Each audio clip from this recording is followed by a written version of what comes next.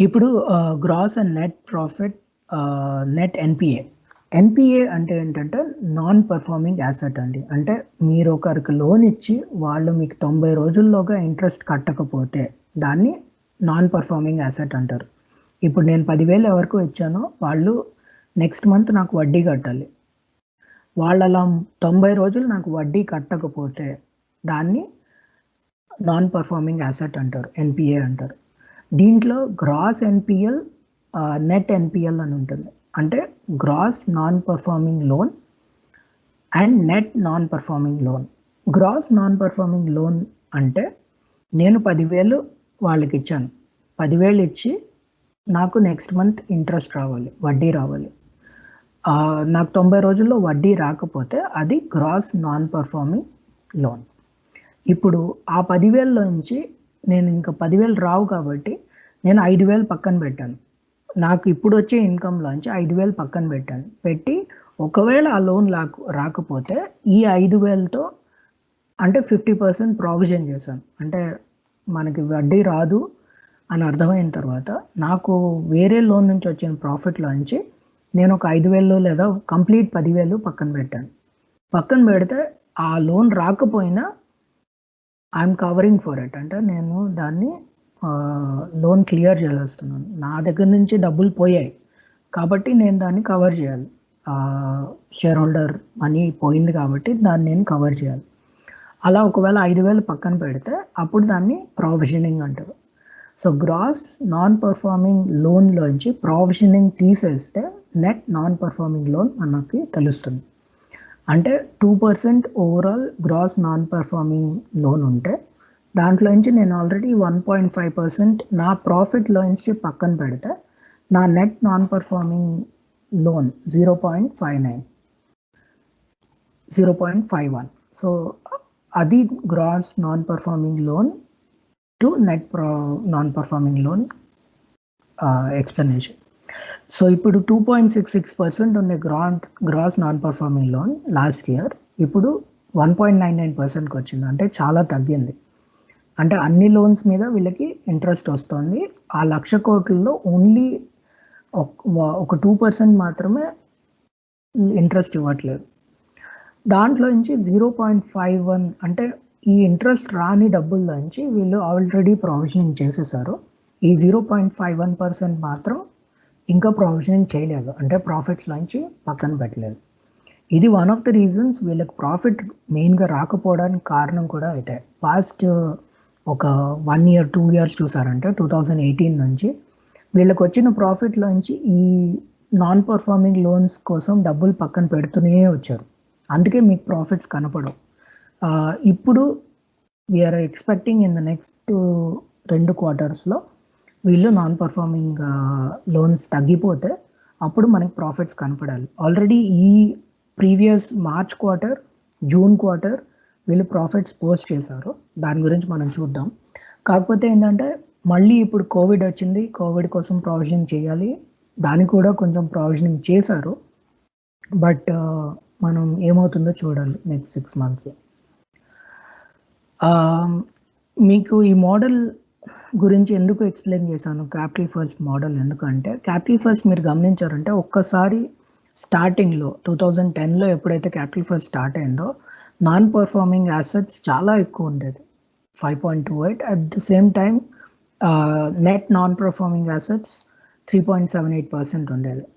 దాని తర్వాత ఈ 6 ఇయర్స్‌లో దాన్ని 1.74%కి 1.21%కి తగ్గించారు. అండ్ మీరు చూసారంటే 2016 నుంచి 2018 వరకు 2 ఇయర్స్ నాన్ స్టాప్ షేర్ పైకి వెళ్తూనే ఉంది క్యాపిటల్ ఫస్ట్. ఎందుకంటే very low non performing assets and very low net non performing assets వల్ల. సో ఇది వైద్యనాథన్ గారి ఫోర్టే అండి. యాక్చువల్లీ వైద్యనాథన్ గారు ఈ రీటైల్ బ్యాంకింగ్ అనేది బాగా అవపోసన పెట్టారు. సో ఆయన చేసేది చాలా మంచి బ్యాంకర్ అని పేరు. సో రీటైల్ అసెట్స్‌లో ఆయనకున్న ఎక్స్‌పర్టీస్ ఇక్కడ మీకు బాగా తెలుస్తుంది. మన ఎక్స్‌పెక్టేషన్ ఏంటంటే ఐడీఎఫ్‌సి ఫస్ట్ కూడా ఇలాగే పర్ఫార్మ్ చేస్తుంది అనేది మన ఎక్స్‌పెక్టేషన్. సారీ, నా ఎక్స్పెక్టేషన్ చూద్దాం. ఇప్పుడు gross and net NPA pertaining to retail loans. So retail లోన్స్లో net performing assets, gross performing assets ఇంకా చాలా తక్కువ ఉందండి. 0.24%, 0.87%. సో ఇది net non performing, gross non performing. Retail అసెట్స్లో మీరు చూస్తే 0.24% నెట్ నాన్ పర్ఫార్మింగ్ అసెట్స్. అంటే మీరు గమనించవచ్చు, that's where the profit comes from. ఇవి ఎన్పిఎస్ అండి. అంటే ఎవరికైతే లోన్ ఇచ్చి డబ్బులు వెనక్కి రాలేదో, దిస్ స్లైడ్ షోస్ ఎవరెవరికి లోన్ ఇచ్చారు, ఎంత ఇచ్చారు. పీసీఆర్ అంటే provision covering ratio, provision coverage ratio అంటారు. ఎవరైతే ప్రాఫిట్లో నుంచి డబ్బులు పక్కన పెట్టాలని ప్రావిజన్ అంటారు. ఒకవేళ 10,000 లోన్ ఇచ్చి 10,000 వెనక్కి రాకపోతే అందులోంచి మీరు 5,000 కనుక పక్కన పెడితే దాన్ని 50% ప్రావిజన్ కవరేజ్ రేషియో అంటారు. అంటే 10,000లోంచి 5,000 పక్కన పెట్టారు కదా, పక్కన ప్రాఫిట్లోంచి తీసి పక్కన పెట్టారు. ఒకవేళ లోన్ రాకపోతే దాన్ని కవర్ చేయడానికి. సో ఇక్కడ ఎక్స్పోజర్ వచ్చేసి 239 కోట్లు. ఈ టోల్ రోడ్, మీకు ఇన్ఫ్రాస్ట్రక్చర్ ప్రాజెక్ట్ గురించి చెప్పాను, ఇవి చాలా రిస్కీ అని. ఈ టోల్ రోడ్ ఒకటి, విండ్ పవర్ జనరేషన్ ప్రాజెక్ట్స్ ఒకటి, ఇందులో ఆంధ్రప్రదేశ్ కూడా ఉందండి. సో రాజస్థాన్, ఆంధ్రప్రదేశ్, గుజరాత్, కర్ణాటకలో విండ్ పవర్ ప్రాజెక్ట్స్లో ఇన్వెస్ట్ చేశారు. 166 crores. మీకు తెలిసే ఉంటుంది, power generation is biggest loss making sector right now. ఎందుకంటే పవర్ జనరేషన్ గవర్నమెంట్ అందరికీ పవర్ ఫ్రీగా ఇవ్వాలనుకుంటుంది. మీరు ఎంత పవర్ జనరేట్ చేసినా దాని కాస్ట్ పెరగట్లేదు. సో ఇక్కడ డబ్బులు రావడం కుదరదు. Solar projects in Rajasthan, thermal projects in Odisha, wind power again in Karnataka and Rajasthan, వీటన్నిటిలో ఇన్వెస్ట్ చేశారు. ఇందులోంచి వీళ్ళకి డబ్బులు వెనక్కి రావట్లేదు. టోటల్ ఎక్స్పోజర్ వచ్చేసి 3,000 కోట్లు, 3,195 కోట్లు. అందులోంచి వీళ్ళు ప్రావిజన్ చేసింది 1,600 కోట్లు. అందులోంచి 52%, అంటే 3,000 కోట్లలో 50% కవర్ చేశారు వాళ్ళ ప్రాఫిట్స్లోంచి. ఇప్పుడు మనం ఎక్స్పోజర్స్ చూద్దాం. యాక్చువల్లీ 4,000 కోట్లు ఉండింది మార్చ్ 2019లో వీళ్ళ టోటల్ ఎక్స్పోజర్. దాంట్లో 957 crores వీళ్ళు ప్రావిజన్ చేశారు. అంతకుముందు 23% ఉండింది. సో ప్రావిజన్ 23% నుంచి 52% వరకు పెంచారు. So it's a good sign అండి. అంటే ఇక్కడ మీరు 100% లోన్ కనుక కవర్ చేసేస్తే ఆ తర్వాత వచ్చేదంతా ప్రాఫిట్. సో మీరు ఈ ప్రావిజనింగ్ రేషియో మీద చాలా ఫోకస్డ్గా చూడాలి. ఇంకోటి మీకు చెప్పడం మర్చిపోయాను, ఇందాక ప్రాజెక్ట్స్లో ఒక లార్జ్ టెలికాం సెక్టర్ కంపెనీ కూడా ఉండాలి. అది వీళ్ళు వోడాఫోన్ ఐడియా కూడా చాలా లోన్ ఇచ్చారండి.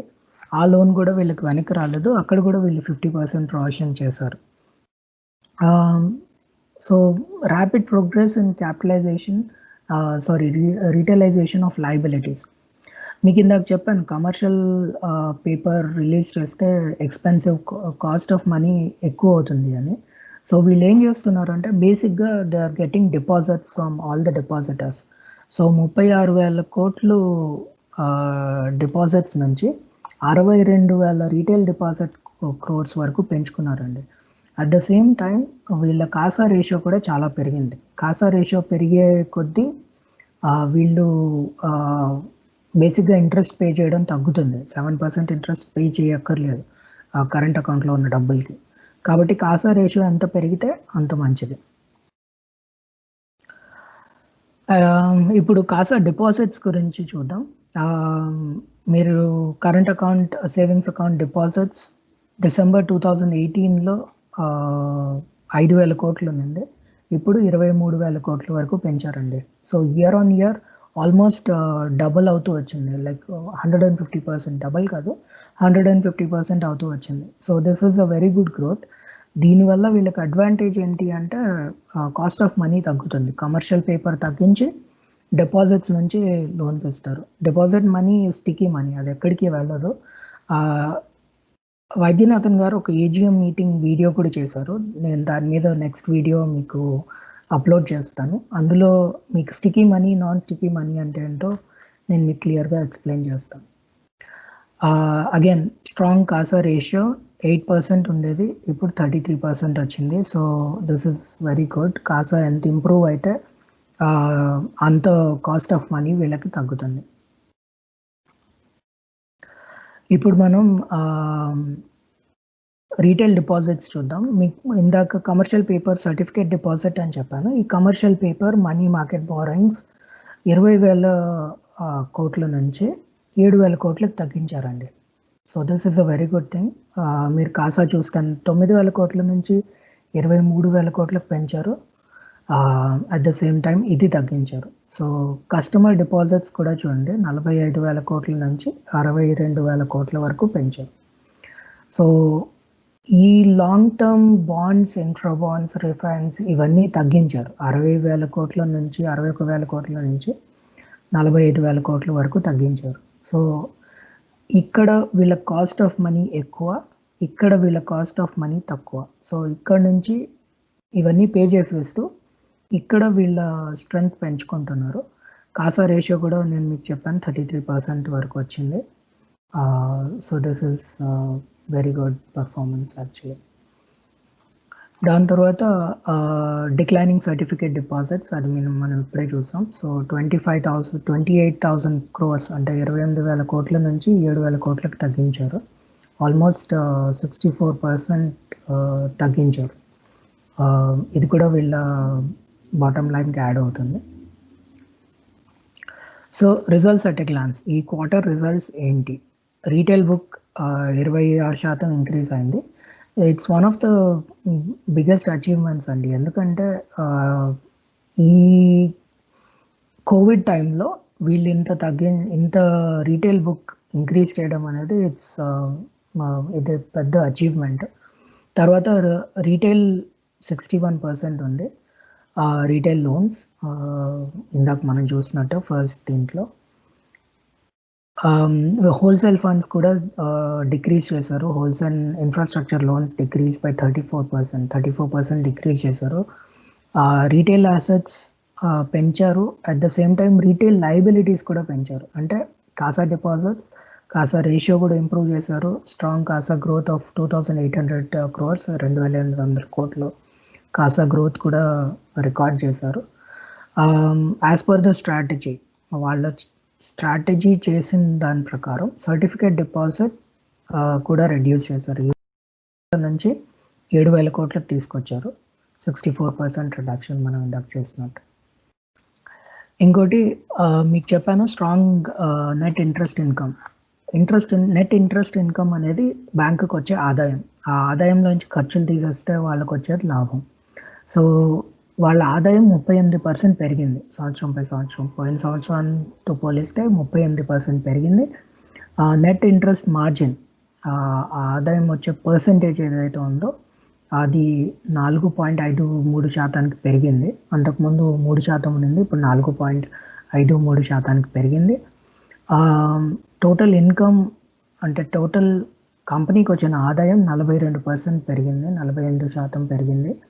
1,485 కోట్లు ఎక్కువ వచ్చింది ఆదాయం. Strong growth pre provisioning operating profits. నేను మీకు చెప్పాను నాన్ పర్ఫార్మింగ్ యాసెట్స్ ఏవైతే లోన్స్ నుంచి మనకి ఇంట్రెస్ట్ రావట్లేదో దానికి వీళ్ళు వచ్చిన ఆదాయంలోంచి డబ్బులు పక్కన పెట్టారండి. That is called pre provisioning operating profit. అంటే ప్రొవిజనింగ్ తీసుకోక ముందర వాళ్ళ ప్రాఫిట్ ఏదైతే ఉందో 180% పెరిగింది. సో దానిలోంచి వీళ్ళు ప్రొవిజన్ తీసేశారు. 764 కోట్లు తీసి పక్కన పెట్టారు. ఎందుకంటే వీళ్ళకి లోన్స్ నుంచి ఇంట్రెస్ట్ రాకపోవచ్చు అనే డౌట్ ఉంది. ఆ డౌట్ కోసం వీళ్ళు తీసి పక్కన పెట్టారు. ప్రాఫిట్ ఆఫ్టర్ ట్యాక్స్ పోయిన తర్వాత వీళ్ళకి వచ్చిన ప్రాఫిట్ ఈ సంవత్సరానికి వచ్చిన ఆదాయం 94 కోట్లు. ఈ క్వార్టర్కి వచ్చిన ఆదాయం 94 కోట్లు. సో 94 కోట్లు పోయిన క్వార్టర్లో 72 కోట్లు ప్రాఫిట్ ప్రొవైడ్ చేశారు. ఈ క్వార్టర్లో 94 కోట్లు ప్రాఫిట్ పోస్ట్ చేశారు. So first time profit post చేస్తున్నారు. సో ఇదే లాంచింగ్ ప్యాడ్ అవ్వచ్చు, మనం చెప్పలేము, చూద్దాం. అసెట్ క్వాలిటీ, మీకు చెప్పినట్టు లోన్స్లో అసెట్ క్వాలిటీ ఏదైతే ఉందో నాన్ పర్ఫార్మింగ్ అసెట్స్ తగ్గింది 1.99%కి. నెట్ నాన్ పర్ఫార్మింగ్ అసెట్స్ 0.51%కి తగ్గింది. At the same time retail loan book చూసారంటే 0.87 మాత్రమే, 0.87% మాత్రమే gross non performing assets. Net non performing assets చూసారంటే 0.24% మాత్రమే. క్యాపిటల్ అడిక్వసీ రేషియో అంటే ఆర్బీఐ, మీరు ఒక బ్యాంక్ అయినప్పుడు మీకు కస్టమర్ మీ దగ్గర డిపాజిట్ చేసిన డబ్బులు తిరిగి ఇవ్వాల్సిన బాధ్యత మీ మీద ఉంటుంది. సో క్యాపిటల్ అడిక్వసీ, ఒకవేళ అందరూ కస్టమర్స్ ఒకేసారి వచ్చి మా డబ్బులు మాకు ఇచ్చేయండి అంటే బ్యాంక్ దగ్గర డబ్బులు ఇవ్వచ్చు, ఎందుకంటే వాళ్ళు లోన్స్ ఇస్తారు కాబట్టి. సో ఆర్బీఐ గైడ్లైన్స్ ప్రకారం 12% క్యాపిటల్ అడిక్వసీ రేషియో మెయింటైన్ చేయాలి. అంటే అందరూ వచ్చి మీ దగ్గర డబ్బులు అడిగినా కూడా మీరు ఇవ్వగలిగే పరిస్థితుల్లో ఉండాలి. సో అది 12% మెయింటైన్ చేయాలి పబ్లిక్ బ్యాంక్ అయితే. వీళ్ళు ప్రైవేట్ బ్యాంక్ అయినా కూడా 15% దాన్ని మెయింటైన్ చేస్తున్నారు. 2,000 కోట్లు వీళ్ళకి ఫ్రెష్ ఈక్విటీ వచ్చింది. హెచ్డిఎఫ్సి కంపెనీ వీళ్ళ బ్యాంక్లో ఇన్వెస్ట్ చేసింది. That's also very good sign అండి, ఎందుకంటే హెచ్డిఎఫ్సి లాంటి బ్యాంక్ ఈ బ్యాంక్లో ఇన్వెస్ట్ చేసింది అంటే వాళ్ళకి నమ్మకం ఉంది అని. సో ఆ నమ్మకం వర్కౌట్ అవుతుంది అనుకున్నాం. ఫ్రాంచైజ్ బ్రాంచ్ నెట్వర్క్ ఇప్పుడు 500 బ్రాంచ్లు ఉన్నాయి, 417 ఏటీఎంలు మాత్రమే ఉన్నాయి. వీళ్ళు చాలా స్ట్రాంగ్గా పెంచుతున్నారు అండి, నెంబర్ ఆఫ్ బ్రాంచెస్ చాలా స్ట్రాంగ్గా పెంచుతున్నారు. సో అది కూడా మనం గమనించాల్సిన అవసరం ఉంది. COVID-19 update. COVID-19 ప్రకారం వీళ్ళు, బికాజ్ మీకు చెప్పాను వీళ్ళు చిన్న లోన్స్ ఇస్తారు అని, చాలా చిన్న లోన్స్ ఇస్తారండి. ఇలాంటి చిన్న లోన్స్, అది కూడా ఇప్పుడు ఒక పల్లెటూరులో చిన్న లోన్స్ ఇస్తా, లేదా ఒక కార్ డ్రైవర్ లేదా ఊబర్ డ్రైవర్కి లోన్ ఇచ్చిన, ఇప్పుడు పరిస్థితి బాగాలేదు కాబట్టి ఊబర్స్ కూడా అంతగా నడవట్లేదు కాబట్టి వీళ్ళకి డబ్బులు వెనక్కి రాకపోయే ఛాన్సెస్ ఎక్కువ ఉన్నాయి. సో వీళ్ళు చాలా ప్రొవిజనింగ్ చేశారు. ఒక 378 కోట్లేమో, ప్లస్ ఇంకో 225 కోట్లు, మొత్తం ఒక 600 కోట్లు ప్రొవిజనింగ్ చేశారు. అంటే ఈ కోవిడ్ వల్ల వీళ్ళకి డబ్బులు వెనక్కి రాకపోతే 600 కోట్లు ఆల్రెడీ ప్రొవిజనింగ్ చేసేసారు. అది కాకుండా వీళ్ళు ఎక్స్ట్రా స్టెప్స్ కూడా తీసుకున్నారు. ఆన్లైన్ ఆన్లైన్లో మీరు బ్యాంక్ అకౌంట్ ఓపెన్ చేయడం, మొబైల్ ఏటీఎంస్, మీరు గమనిస్తే వీళ్ళకు 500 బ్రాంచ్లు ఉన్న 400 ఏటీఎంస్ మాత్రమే ఉన్నాయి. సో మొబైల్ ఏటీఎం కూడా ఇంట్రడ్యూస్ చేశారు. మీకు చెప్పాను కదా, ఇప్పుడు 225 కోట్లు ప్లస్ 375 కోట్లు కోవిడ్ ప్రొవిజనింగ్ ఇక్కడ చేశారు. మొత్తం 600 కోట్లు ప్రొవిజనింగ్ ఆల్రెడీ చేశారు. అంటే ఒకవేళ ఈ 600 కోట్ల లోన్ మీద ఇంట్రెస్ట్ వెనక్కి రాకపోయినా కూడా వీళ్ళు కొంచెం సర్వైవ్ అయ్యే ఛాన్స్ ఉంది. సో ఇది ఒక బిగ్గెస్ట్ డ్రాబ్యాక్ అండి. మీకు చెప్పాను ప్రాఫిట్ ఆఫ్టర్ ట్యాక్స్ ఆల్మోస్ట్ 94 కోట్లు ప్రాఫిట్ అంటే లాభం పోస్ట్ చేశారు ఈ క్వార్టర్లో. ఇది చాలా ఇంపార్టెంట్, మీరు అబ్జర్వ్ చేయాల్సింది. క్యాపిటల్ అడిక్వసీ రేషియో మీకు చెప్పాను, గవర్నమెంట్ దీని ప్రకారం 12% మెయింటైన్ చేయాలి. ఆర్బీఐ రూల్స్ ప్రకారం వీళ్ళు 15% మెయింటైన్ చేస్తున్నారు. This is a very good sign.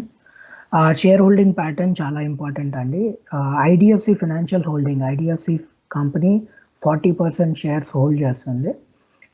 ప్రతి బ్యాంక్లో president of India share holding ఉంటుంది. That is close to 4.61%, 4.61% president of India. Warburg Pincus అని, it's a very reputed international company అండి, వాళ్ళు ఇన్వెస్ట్ చేశారు. ఐసిఐసిఐ ప్రుడెన్షియల్ లైఫ్ ఇన్సూరెన్స్ కూడా invest చేసింది IDFC first బ్యాంక్లో. హెచ్డిఎఫ్సి లైఫ్ ఇన్సూరెన్స్ కూడా invest చేసింది. Vanguard is also very well known investor in the world, వాళ్ళు కూడా ఇన్వెస్ట్ చేశారు. సో ఓవరాల్ ఇన్వెస్ట్మెంట్ పోర్ట్ఫోలియో మీరు కనుక చూస్తే, ఎవరైతే షేర్ హోల్డర్స్ ఉన్నారో this is very good combination అండి. అంటే హెచ్డిఎఫ్సి, ఐసిఐసిఐ ప్రుడెన్షియల్ ఈ కంపెనీస్ ఈ బ్యాంక్ని నమ్ముతున్నప్పుడు దట్ గివ్స్ ఎక్స్ట్రా, మనకు కొంచెం ఎక్స్ట్రా బూస్ట్ ఇస్తుంది ఈ బ్యాంక్లో ఇన్వెస్ట్ చేయడానికి. సో అది అండి my first video about IDFC first bank. ఇప్పుడు మనం next video IDFC first bank గురించి ఉండబోతుంది. ఏజిఎం యాన్యువల్ జనరల్ మీటింగ్లో వైద్యనాథన్ గారు మాట్లాడారు, దాని గురించి మాట్లాడుకుందాం. Until next time, thank you so much. ఈ వీడియో మీరు చూసినందుకు లైక్, షేర్, సబ్స్క్రైబ్ చేయడం మర్చిపోవద్దు. సబ్స్క్రైబ్ డెఫినెట్లీ చేయండి. మీకు ఏమైనా సజెషన్స్ ఉంటే కామెంట్స్లో రాయండి. కామెంట్స్ చూసి నేను ప్రతి ఒక్కటి ఆన్సర్ ఇవ్వడానికి ట్రై చేస్తాను. Once again thank you so much. ధన్యవాదాలు.